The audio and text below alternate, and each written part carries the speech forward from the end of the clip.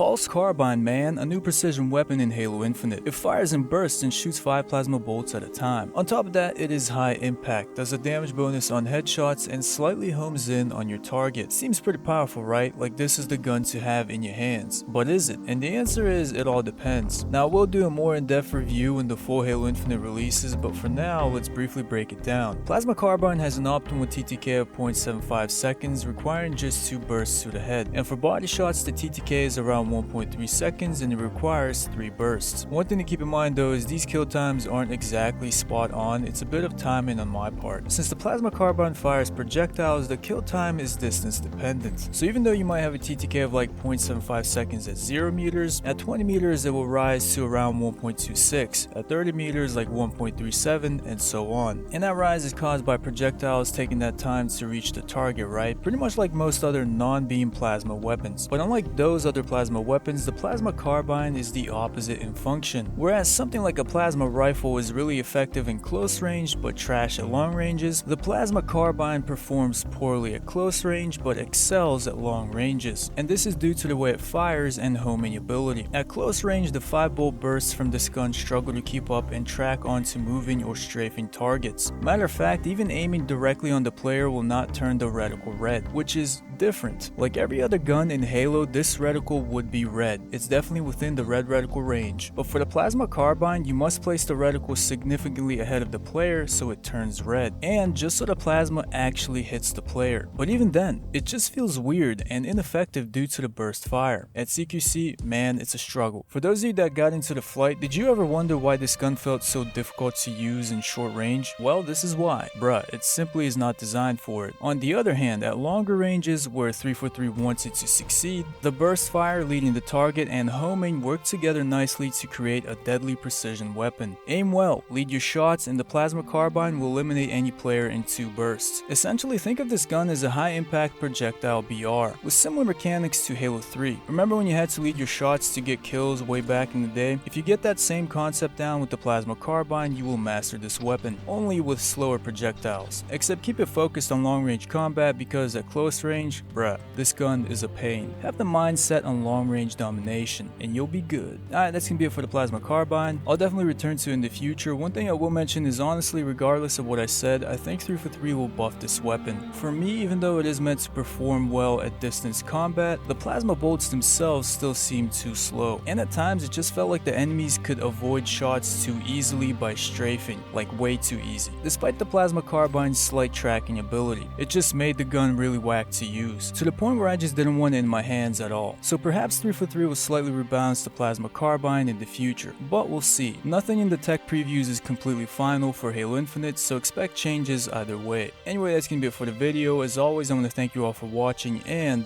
until next time.